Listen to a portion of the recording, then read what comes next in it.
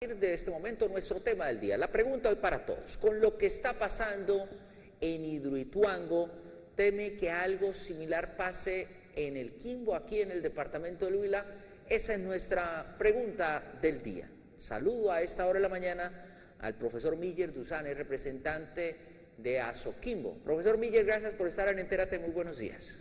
Muy buenos días, muchas gracias por esta invitación y un saludo muy especial a todas las personas que en estos momentos van a compartir esta entrevista. Profesor Miller, con lo que está pasando, con lo que ha pasado en Hidroituango durante las últimas semanas, ¿teme que algo similar pueda pasar en el Quimbo? ¿Cuál es su opinión? Sin lugar a dudas, y en eso debo decirlo con mucha franqueza, porque es importante que las personas recuerden que fue durante el mandato del presidente Álvaro Uribe que se concesionaron las represas de Hidroituango, Hidrosogamoso y el Quimbo. Y las tres represas tienen las mismas falencias. En primer lugar, para ninguna se hizo diagnóstico ambiental de alternativas, que es un estudio previo que es la que determina si es viable o no una represa. No se hizo consulta a las comunidades y lo más grave es que, como lo demuestran 5 estudios, que incluso los sinteticé en mi libro, pero tengo los 5 estudios, dicen que en primer lugar, por ejemplo, International Rivers, ríos internacionales, una científica que llama Payer Parak, ella dice: no certifiquen el proyecto hidroeléctrico El Quimbo como mecanismo de desarrollo limpio por los altos riesgos de las fallas geotécnicas, tales como derrumbes y terremotos o sismicidad inducida. Ese fue en el 2010, antes de iniciar las obras. Posteriormente vinieron los estudios de la Contraloría General de la República. Y hubo uno muy importante en el 2013, que fue un estudio comparado de las 3 represas. Por eso es muy importante que la opinión sepa que ese estudio existe, son aproximadamente 100 páginas, y en ese estudio se habla de unas coincidencias entre las 3 represas.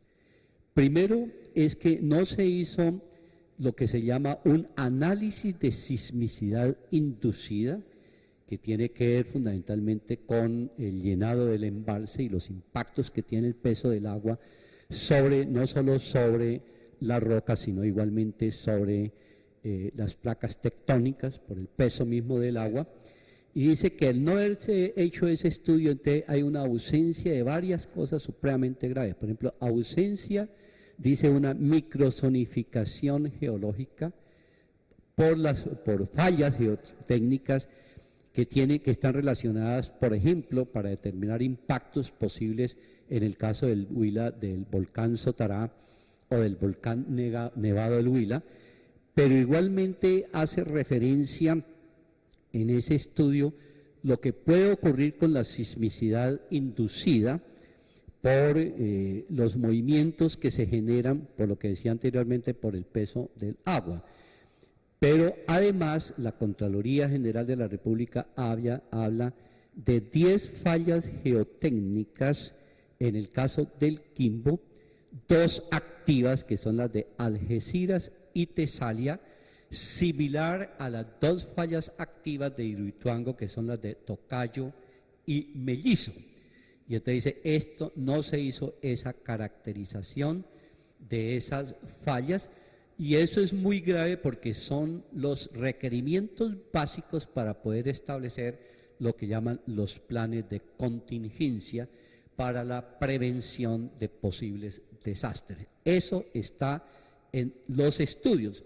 Pero además es muy importante porque se está hablando de filtraciones, y aquí tengo algunos casos, y en eso sí tengo que ser muy puntual de lo que se dice. En el segundo informe de la Contraloría, que es del 2016, dice: no se conocen los rangos de los caudales y localización de las filtraciones y los caudales y condiciones en las cuales las filtraciones presentan riesgo inminente sobre el proyecto. Por lo tanto, no se encuentra establecido el momento en que se requiere la aplicación de medidas especiales o cuándo se debe dar inicio al plan de contingencia por efecto de las filtraciones. ¿Eso quién lo dice? Eso lo dice profesor la Miguel? Contraloría General de la República en su segundo informe Sobre el Quimbo en el sobre Huila. el Quimbo. Fueron 4 estudios, 4 estudios, me estoy refiriendo al segundo de la Contraloría. Hay un estudio técnico que hace referencia a la existencia de las fallas geotécnicas, a los riesgos por los volcanes que están activos. Bueno, eso a lo que me refería anteriormente. Pero igualmente ustedes recuerdan que el gobernador del Huila contrató posteriormente también al geólogo Julio Fierro para que se hiciera lo que se llamó un estudio sobre las amenazas y riesgos del proyecto hidroeléctrico El Quimbo. Y dentro de sus diagnósticos nos dice cosas como esta: no se puede evidenciar el desarrollo del plan de emergencia para presas en operación y por ende las medidas de contingencia que tendrían que tomar las poblaciones agua abajo y el embalse de Betania en caso de la falla de la represa El Quimbo. Pregunta el estudio: ¿qué pasaría en caso de la eventual ruptura de la represa? Pregunta suya. Con relación a la falla funcional, sostiene que Betania no tendría la capacidad para este caudal, por lo tanto rebosaría la represa y generaría inundaciones aguas abajo. Respecto a la falla estructural, señala que es necesario evaluar la estabilidad de la represa considerando el impacto que generaría esta onda sobre Betania. Pero igualmente es bueno que sepa que posteriormente, a raíz de las advertencias que yo hago, porque es mi responsabilidad como investigador, comunicar a los huilenses, y tengo el derecho legítimo a informar como académico que he hecho seguimiento al Quimbo y que escribí, como usted le entregué recientemente, un libro de 300 páginas donde hago una valoración de los impactos de represas y específicamente los impactos del Quimbo. Entonces me referí de nuevo a las fallas, a las filtraciones, y en ese caso también me referí a si había sido aprobado o no el plan de contingencia por las autoridades respectivas. Pues bien, en estos días usted sabe que habló el director de la CAM, que fue publicado, y el director de la CAM hace referencia evidentemente, uno, a que la CAM sí hizo seguimientos y están las denuncias, por ejemplo, muy graves, por ejemplo, de haber dejado la biomasa y sobre todo material orgánico, y similar a lo que ocurrió en Hidroituango, pero aquí por fortuna esa biomasa no obstaculizó, por ejemplo, el recurso hídrico por el túnel. Hubiera podido generar una traba, por ejemplo, en el momento del cierre de las compuertas, que además esa misma biomasa fue la que taponó el túnel de desviación del río Cauca, en el caso de Hidroituango, y ustedes saben que como de manera irresponsable y por agilizar en el caso de Hidroituango la generación de energía para el 1 de diciembre del 2018, entonces se anticiparon, por ejemplo, a rellenar, a taponar 2 túneles con concreto, y eso ¿qué consecuencias tuvo? Podrían ser túneles de emergencia para que saliera el agua, pero resulta que en el momento en que se tapona el túnel de desvío del río Cauca, ¿qué ocurre? Ocurre que inmediatamente el agua hay que dejarla pasar derecho hasta la casa de máquinas, y eso es lo que ustedes observan hoy. Pero igualmente existen graves situaciones, por ejemplo, como la ruptura de la roca que está en la margen derecha del estribo del muro, por ejemplo, en el caso de Hidroituango. Y yo quiero señalar eso, ¿por qué? Porque, desafortunadamente esta información se da cuando existe una desgracia. Es decir, no hubiera sido posible que esto se conociera cuando yo lo vengo publicando desde hace 10 años, si no se hubiera dado el fenómeno del Quimbo, porque hay siempre un ocultamiento sobre la verdad. Y entonces, permítame decir algunas cosas muy puntuales sobre el caso del Quimbo. Primero, antes de iniciar las obras, hubo una destrucción de un cementerio indígena, que ustedes recuerden. Lucio reconoció que había quedado 21.000 piezas, y a raíz de eso hubo una suspensión temporal del proyecto del Quimbo y una multa de 200 salarios mínimos a la empresa por esa destrucción de ese material arqueológico. Segundo, recuerden ustedes, la destrucción del puente El Paso del colegio. Todavía existen demandas por las afectaciones en toda la zona suroccidental, no solo del Huila, sino también afectó el Cauca. Y ustedes recuerden que el estudio que nosotros solicitamos a la Contraloría General, que fue el primer estudio que hizo, establece que la responsabilidad de la ruptura del puente obedece fundamentalmente a ENGESA y da una razón técnica que la aprobamos también.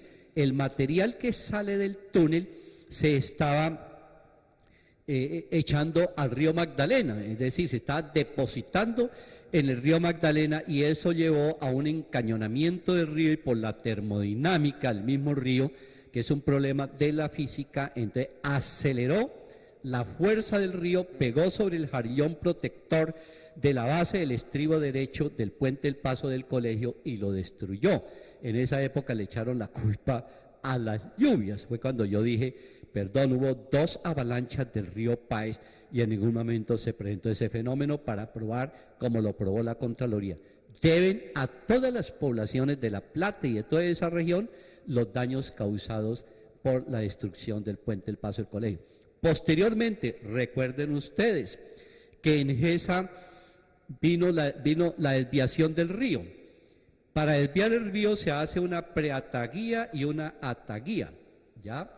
Entonces, en el momento del desvío, la ataguía lo que hace es frenar, de alguna manera, por decirlo de alguna manera, el agua, y lo desvía por el túnel, ¿ya? Pero resulta que a los 3 días vino una creciente y se llevó la ataguía.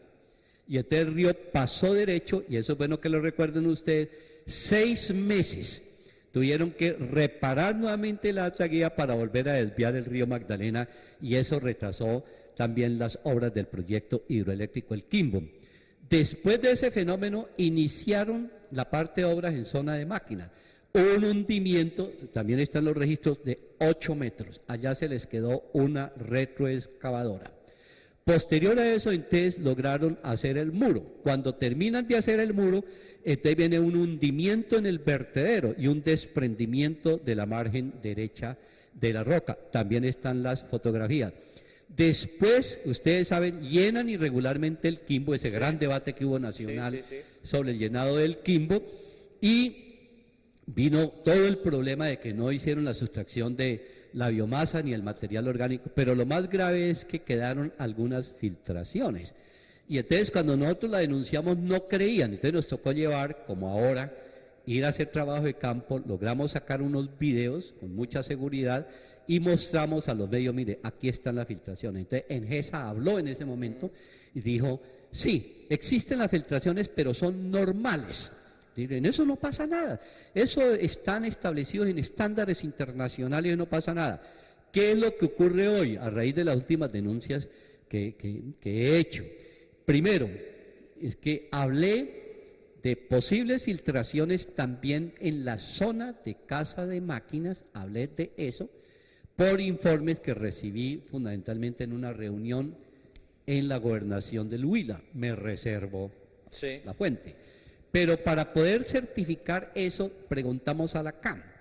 ¿Qué es lo que dice la CAM finalmente? Que es evidente que la Autoridad Nacional de Licencias, que ENGESA solicitó a la Autoridad Nacional de Licencias Ambientales autorización para realizar unas obras que buscan reforzar la base del dique, y eso está relacionado precisamente con las filtraciones, ¿ya?, que aún se encuentran en ese lugar. Sí.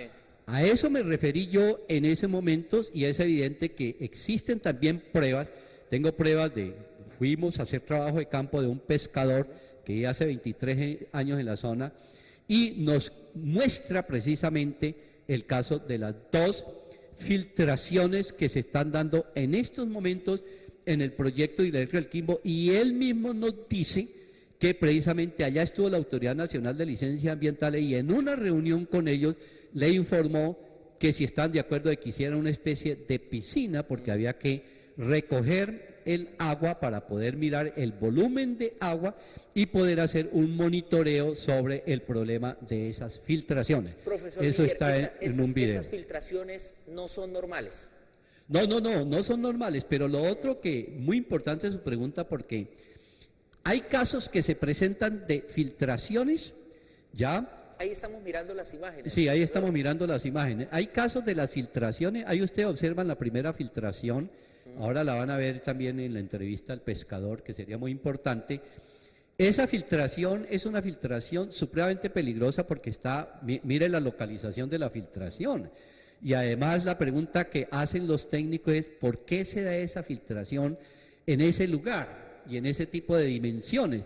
¿Eso qué tiene que ver? Precisamente me lo decía un geólogo que hubo una carencia, sobre todo en la utilización de material, la arcilla que se requiere para eso, y precisamente por no hacer un uso adecuado de los materiales se presentan ese tipo de filtraciones, que es lo mismo que se está diciendo ahora en el caso de Hidroituango. Es exactamente lo mismo.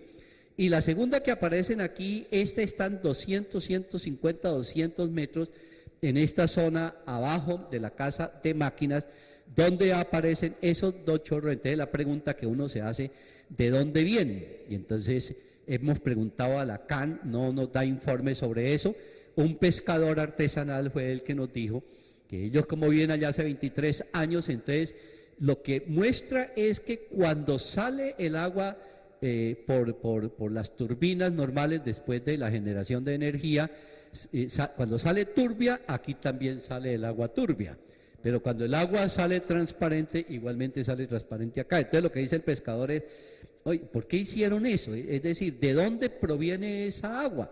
Y entonces, claro, como está hacia la zona de máquinas, pues entonces está también ese tipo de preguntas. Eso, ¿por qué está ese desagüe fundamentalmente en ese lugar? Ese es un punto. Y el segundo punto hace referencia al plan de contingencia.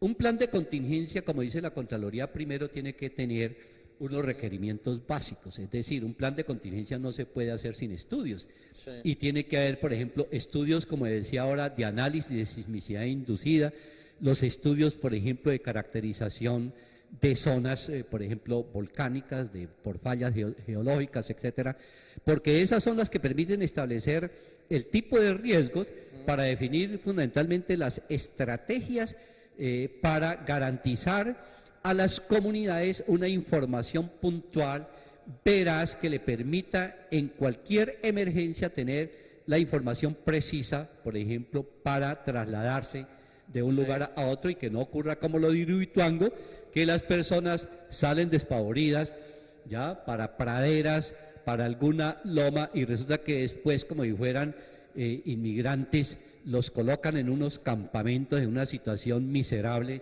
y de indignidad. Y además, como usted observa, no quiero que aquí pase lo que está pasando en Hidroituango, que todos los días se está hablando de que hay unos héroes que van a salvar la obra, están preocupados por salvar la obra y salvar el negocio, pero no les importa las víctimas, que es lo mismo que pasó en el Quimbo. Aquí les importaba era la obra, el cronograma de obra, y por eso se presentan todos estos problemas de las deficiencias por faltas también de información, pero no le interesa a las víctimas. En el caso del Quimbo, usted recuerda, está certificado que Engesa solicitó modificaciones de la licencia. La Defensoría del Pueblo dijo que eran 133, y esas modificaciones tenían fundamentalmente que ver con el aplazamiento del cronograma de compensaciones, de tal manera que se ahorraron mucho dinero porque estafaron a las comunidades, muchas las desplazaron, y cuando comienzan a pagar las compensaciones, comienzan a pagarlas con la generación de energía, pero en este momento no están restituidas 5.200 hectáreas.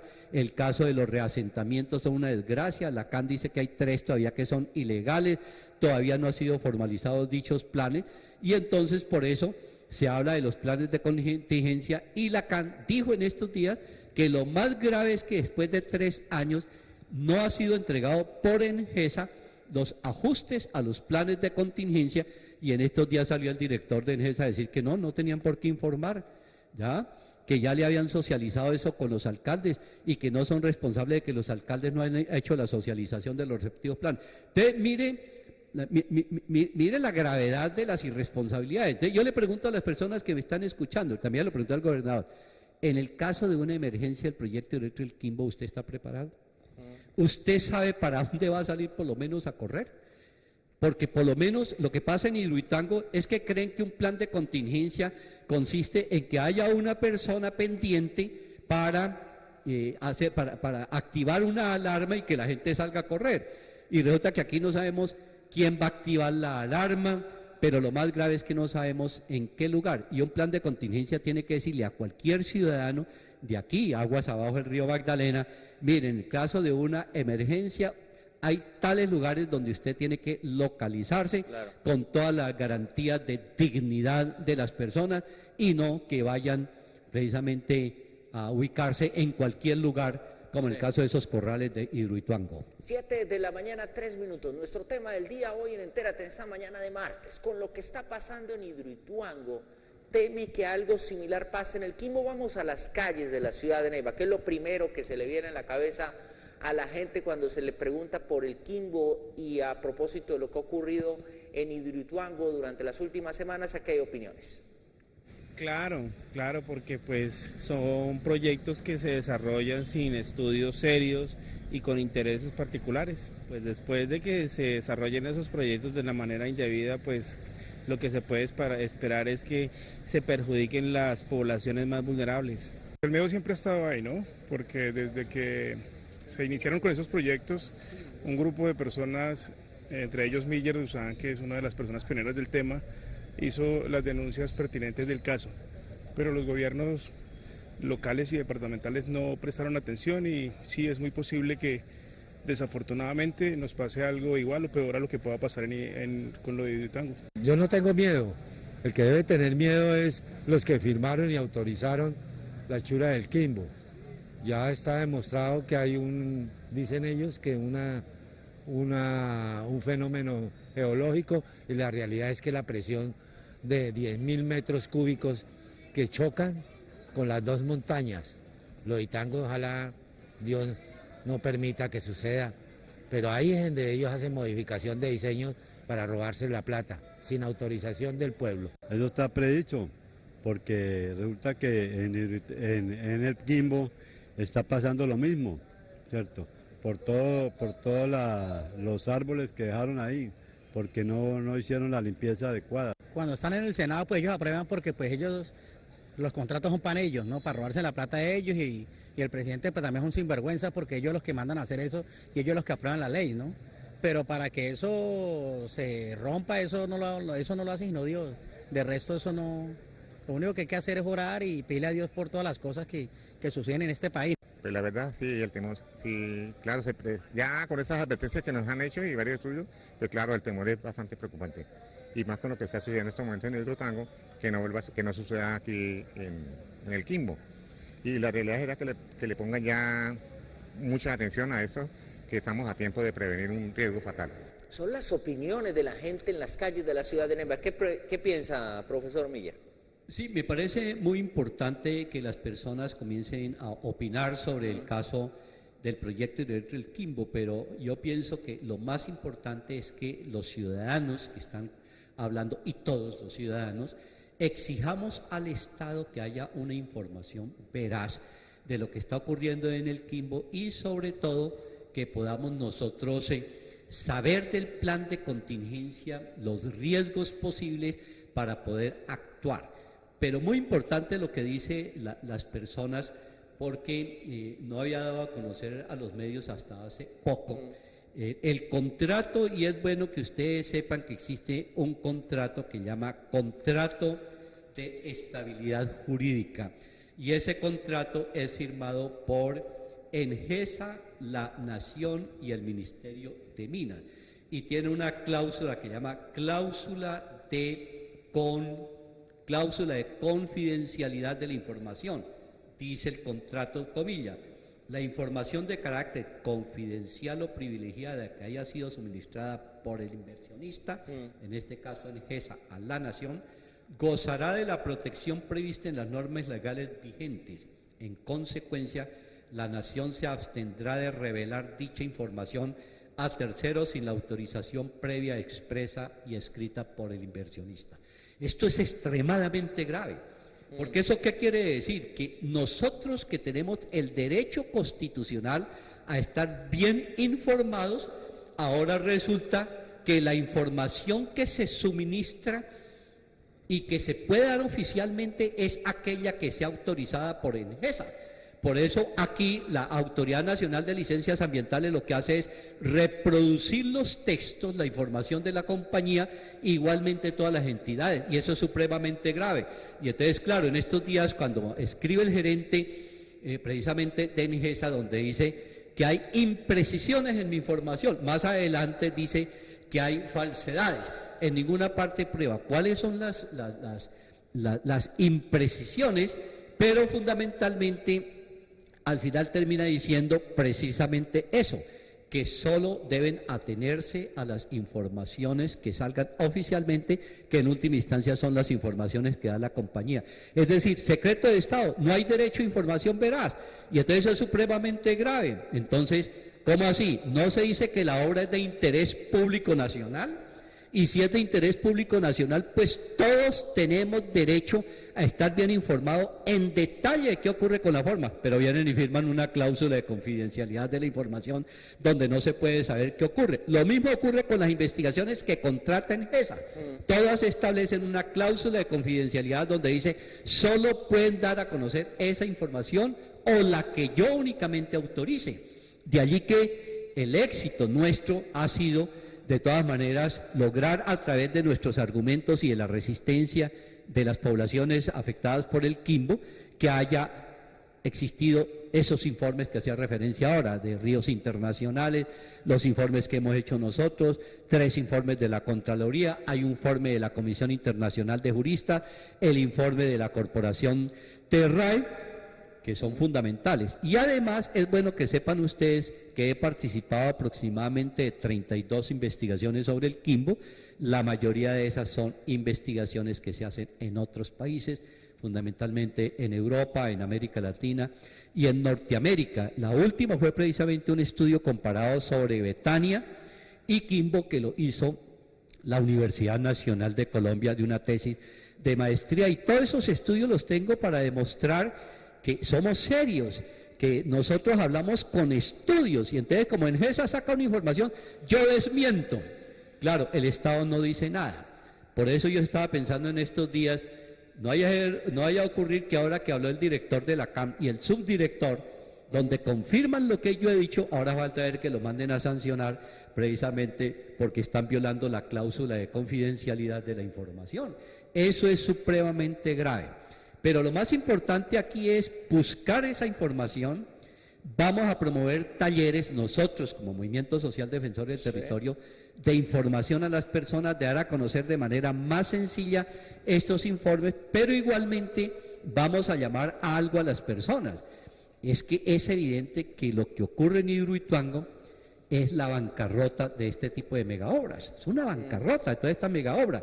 Ya, por ejemplo, tenemos estudios como el caso de Naciones Unidas, que dice la situación es supremamente grave, hay personas que dicen ya no hay nada que hacer, ya pueden elevar el muro, lo que quieran, pero de todas maneras tienen que vaciar Hidroituango para poder observar qué está pasando en la casa de máquina, igual que en el Quimbo, si quieren hacer reparación de las filtraciones tienen que vaciar el proyecto del Quimbo, pero sobre todo a mí me parece que hay que llamar mucho la atención en que se establezcan los responsables de todo esto, pero igualmente dentro de los responsables que nosotros logremos movilizarnos con estos argumentos para evitar que se hagan las otras 7 represas en el Huila, para evitar las 11 áreas de fracking, ya que afecta a 17 municipios y los 25 municipios afectados por minería a gran escala, y defender las consultas populares que ustedes saben están siendo demandadas en este momento, y que ya se anuncia que si habrá un nuevo gobierno, fundamentalmente de la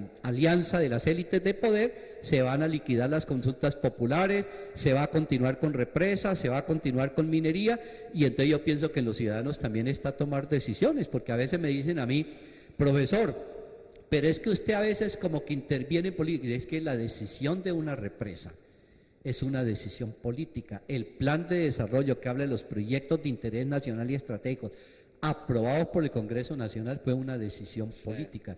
Y entonces también nosotros ante una decisión política tenemos que responder con una decisión política, pero argumentada. Y nosotros decimos, la esencia de la política es la defensa del territorio, el agua y la vida. Nuestra esencia de la política es buscar otras alternativas de sustitución de este tipo de represas, del carbón, del petróleo, del gas, por otras alternativas como la energía solar eólica, que como ustedes saben, informes que están dando en estos días, en el 18, en el 19 ya vamos a tener una disminución de costos aproximadamente del 70% de paneles solares que nos crean situaciones competitivas favorables para comenzar a hacer la transición energética, pero se está hablando de cómo Ecopetrol debe transformarse en una empresa de energías para que se hagan los estudios, para que se encargue de la transición energética y nuestras universidades como la Universidad Surcolombiana haga ingeniería de energías para que nuestros estudiantes aprendan las otras formas de energía, solar, eólica, cogeneración, corrientes marinas, etcétera, etcétera. Entonces, eso es fundamental. Entonces, si hay soluciones, si hay alternativas, pero es evidente que yo lo digo con mucha claridad, hoy existe un alto riesgo. Es decir, si continúan las élites hoy, las mismas que han estado en el poder, apague y vámonos. Va a haber represas, va a haber fracking, va a haber minería, y entonces a mí me parece que está también en nuestras manos tomar decisiones políticas, porque ellos tomaron unas decisiones políticas contra los territorios, contra nuestros proyectos fundamentales de vida, y ese es nuestro llamado. No les dé miedo a ustedes, aquí el problema son de intereses. Aquí no nos metamos en esos cuentos de las ideologías castrochavistas y todo, son problemas de intereses. Entonces ya está claro que los asociados hoy que defienden una candidatura particular, ¿qué es lo que buscan? Continuar con el modelo minero energético que se viene imponiendo, y ya hablaron que van a presentar una ley al Congreso de la República que liquide las consultas populares. Eso lo dijo Germán Vargas, lo ratificó Iván Duque, y ahora está diciendo que sí, que hay que hacer el fracking, pero hay que hacerlo bien hecho, pero están diciendo eso. Entonces la pregunta es, ¿vamos a continuar con esa circunstancia en el departamento de Huila y en el país, o tenemos la posibilidad de buscar otras alternativas? No me refiero a, y soy franco en eso, que algunas personas dicen, no, es que ahora sí va a llegar, ¿quién va a solucionar los problemas del país? Pues eso también es ideología. Yo lo que creo es que somos nosotros los ciudadanos, los que estamos en capacidad de generar poderes territoriales, agendas comunes en los territorios para empoderarnos y tomar decisiones y defender nuestros proyectos de vida. Sí, una presidencia alternativa nos genera mejores condiciones, pero ¿eso qué implica? Que se van a intensificar los conflictos y que nosotros tenemos que saberlos manejar de manera responsable y de manera pacífica. Ya, todo eso para no generar procesos de violencia. Ese es el llamado que estamos haciendo nosotros. Ante decisiones económicas y políticas tan graves como el modelo, pues hay que tomar una decisión por otro modelo alternativo, una transición energética que sea fundamental para la defensa de la vida frente a estos fenómenos en donde la vida hoy está en alto riesgo, como están en riesgo las comunidades y los territorios. 7 de la mañana, 15 minutos, son las 7:15 en Entérate en esta mañana de martes, es 12 de junio del año 2018. Nuestro tema del día, con lo que está pasando en Hidroituango, teme que algo similar pase en el Quimbo, aquí en el departamento de Huila. Hay más opiniones en las calles de Neiva. De pronto sí, señorita, porque ¿qué podemos esperar de eso que se está filtrando? Ya, según lo que dice la gente cuando uno va por al sur, ya, y esa vía tan mala allá en Pericongo y toda esa cuestión, pues eso, no va a ir por allá uno.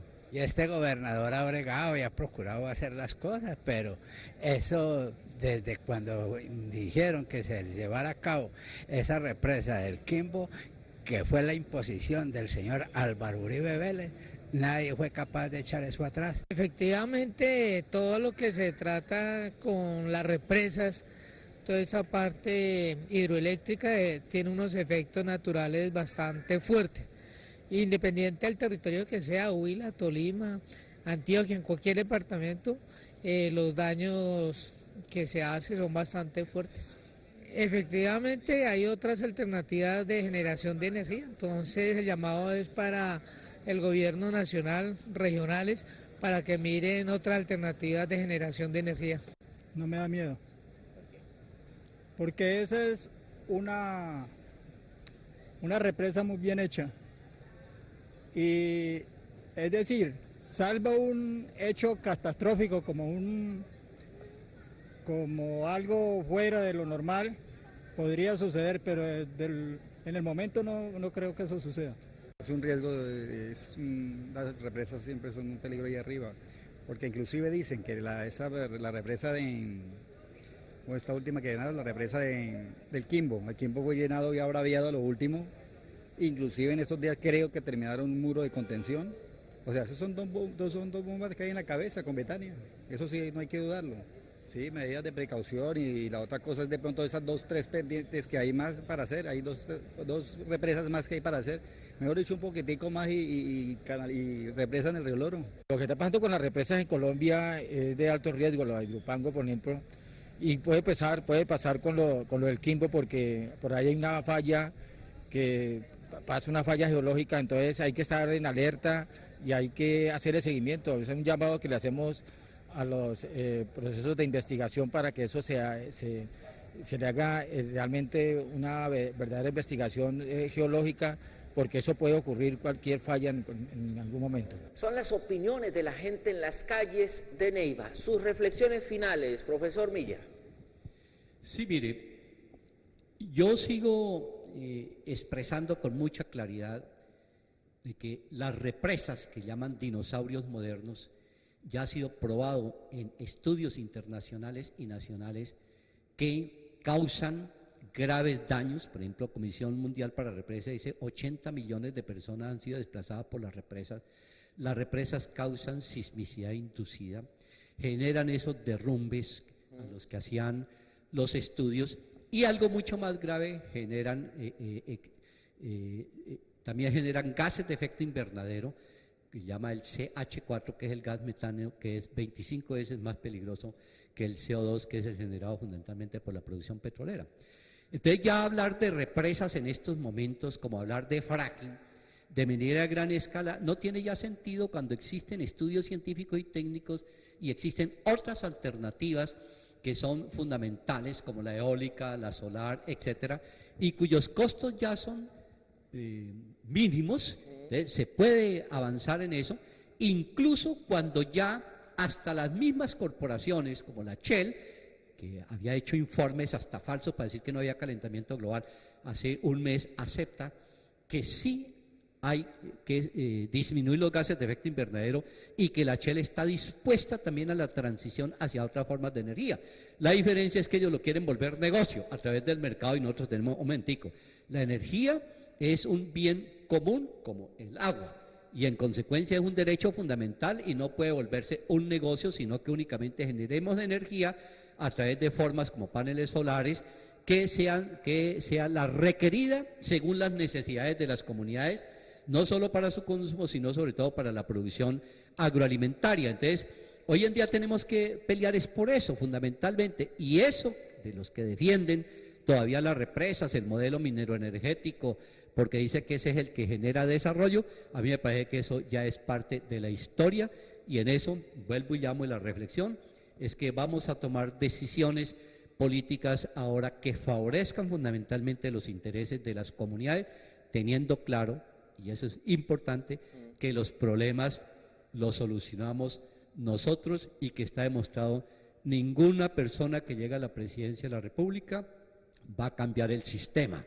pero sí puede generar condiciones favorables para fortalecer los poderes territoriales y pasar a estas otras energías alternativas como a la producción agroalimentaria sustentada, por ejemplo, en la agroecología, pero también desarrollos tecnológicos y el conocimiento en nuestras universidades como la ingeniería de energía, para lo cual se requiere que se haga como en otros países, los estudiantes producen conocimiento, ese conocimiento se aplica y con eso están pagando las respectivas matrículas, razón por la cual no se pueden cobrar matrículas en ninguna de las universidades del país. Maestro Miller, usted nos anunció que traía un video de una declaración de un campesino, ¿es así? ¿Quién es él?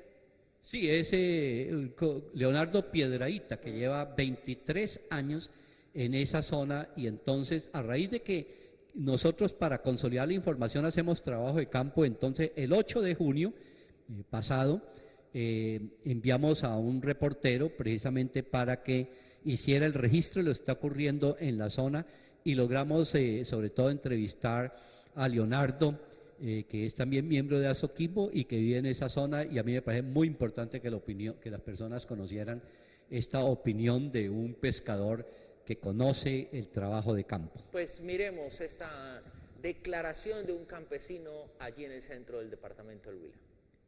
Mi nombre es Leonardo Piedrahita, soy pescador desde hace unos 23, 24 años. Este sector se llama Domingo Arias, del paso del colegio a los muros del Quimbo. Hace poco escuché creo que fue al gerente de Engesa, un tal Bruno, decir que no hay filtraciones y que no es cierto que hayan algunos inconvenientes allá en el muro. Nosotros que hemos sido los que hemos sufrido las consecuencias y los atropellos de ellos, no les creemos. Nosotros permanecemos día y noche aquí y vemos algunos cambios en las filtraciones. Conozco dos, una en la parte occidental del muro y la otra en la parte oriental del muro. La de la parte occidental la va a intervenir la ANLA. Dijo la ANLA que la iban a intervenir. La ANLA vino, dio el visto bueno por orden de la Oficina de Gestión del Riesgo y Engesa la va a intervenir haciendo una piscina para poder monitorear de una manera puntual, podríamos decirlo, la cantidad de agua que sale de esa filtración. Hay una filtración, porque eso es una filtración, en la parte occidental, 150, 200 metros más abajo de Casa de Máquinas, que esa filtración sale por unos tubos que tienen un diámetro de 80, 90 centímetros, cada uno, son dos. En principio, esa filtración era mínima y no era constante. Unas veces había, otras veces no pasaba agua por ahí.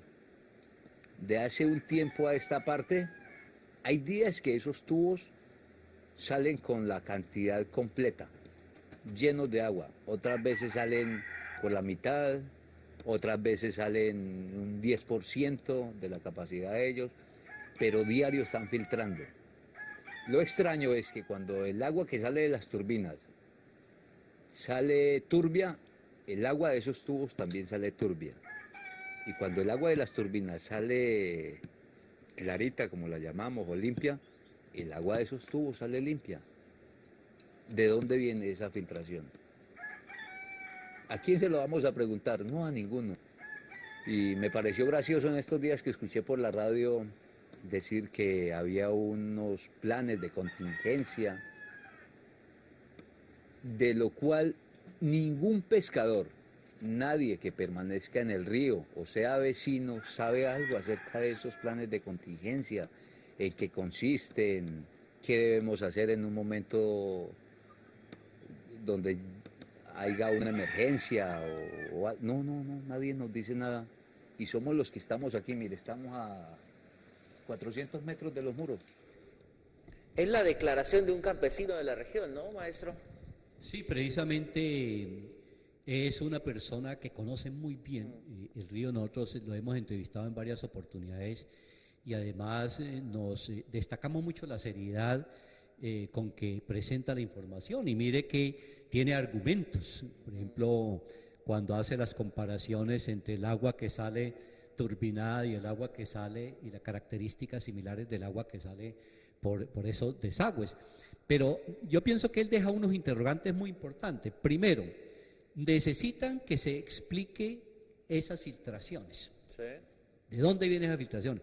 Pero lo segundo, que es lo más importante de decir, que es lo más grave, como dijo el director de la Cámara, necesitamos que nos clarifiquen qué es eso de los planes de contingencia.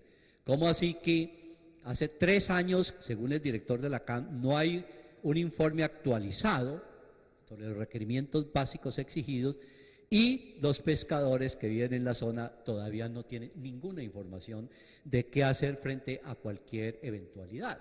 Entonces, a mí sí me parece muy importante, porque eso también nos debe dar a nosotros mayor autoridad para poder intervenir. Es propio de nuestro trabajo que traemos desde Asoquimbo, el Movimiento Social Defensor del Territorio, hacer resistencias pero argumentadas, es decir, con estudios. Uno no puede seguir haciendo activismo y especulando, y por eso yo estoy en disposición de entregarle a cualquier persona todos los estudios que tenemos sobre el caso del Quimbo desde hace 10 años, incluso antes, desde 1997, lo que llamaron, por ejemplo, estudios de diagnóstico ambiental de alternativas, también los tenemos para que las personas lo conozcan. Pero me parece que entre las conclusiones finales sí queremos que hagamos una reflexión. Hay que esperar que pase una desgracia para que esto se conozca. Pero mire cómo es de paradójica esta circunstancia. Esto no lo hubiéramos dado a conocer y no nos lo hubieran publicado con la transparencia con que usted lo ha hecho hoy, si no hubiera existido la hecatombe, la catástrofe de Hidroituango. Y precisamente es nuestra posición ética como investigadores informar bien a las personas. Hay muchas personas que cuando yo escribo me insultan. Sí, normal. Pero debo señalar, quienes me insultan tienen intereses ligados a la empresa, pregunto, porque debo reconocer que hasta ahora, en esa sí me coloca demandas, que me puso 5 demandas, pero por lo general cuando entrega informes, debo reconocer que la compañía no me insulta. Es decir, eso implica que hay un reconocimiento de la misma empresa de la seriedad de nuestros argumentos. Ya habla de imprecisiones, pero como está la cláusula de confidencialidad, ellos se dan el lujo de no decir la verdad, y por eso yo llamo a todas las personas que entiendan que el trabajo nuestro como académico, el caso mío en la universidad, es una obligación ética como investigador, informarle a las personas. Pero le digo con mucha franqueza también a aquellos que están en contra de nosotros porque favorecen los intereses de la compañía. Mire, independientemente del debate que ustedes planteen, los supuestos críticos, porque no tienen argumentos, que tengan claro que si hay una eventualidad, una desgracia, ustedes también van a ser afectados. Y lo segundo es que yo también tengo hijos y nietos.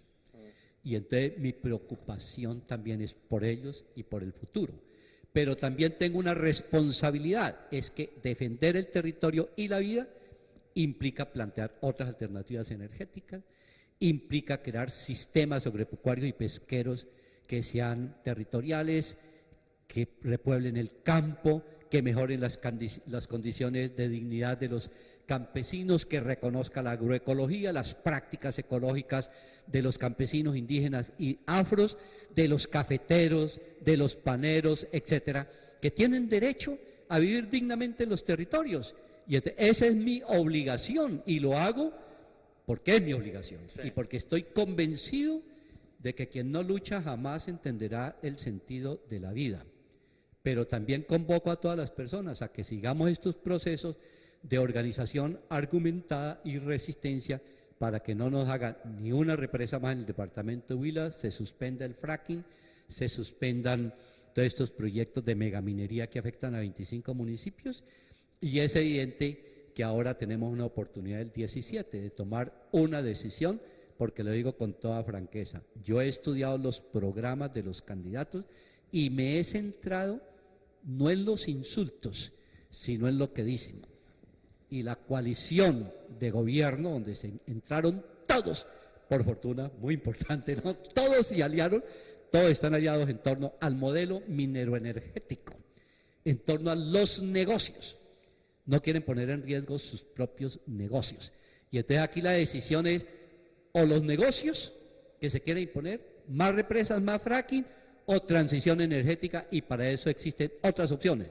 Pero no es que un cambio simple de presidente no va a solucionar el problema, pero sí, como decía anteriormente, alternativas a toda esta clase política que ha gobernado por siglos es importante, pero es mayor nuestra responsabilidad de reorganizarnos en todos los territorios, veredas por veredas, para que podamos hacer la transición energética, salud de calidad gratuita, educación gratuita para todos, nuevas tecnologías para el desarrollo de la energía al servicio de los intereses de las comunidades, y entonces ustedes tienen la palabra, y a aquellas personas que a veces me insultan, les digo lo siguiente: escríbanme y yo les mando todos los estudios para que tengan argumentos, para discutir con argumentos. No quiero ver lo que pasa en las redes sociales, donde no priman los argumentos, sino los insultos de parte y parte. Y eso hay que superarlo, porque entonces también me cuestiona a mí como universitario, como profesor y a las escuelas, donde dice es que estamos formando las personas en las escuelas y en los colegios y en mi universidad para que utilicen las redes sociales para insultarse unos a otros. A mí no me gustan los insultos, los argumentos. Argumentos de los programas de un sector y argumentos de los programas de otro sector.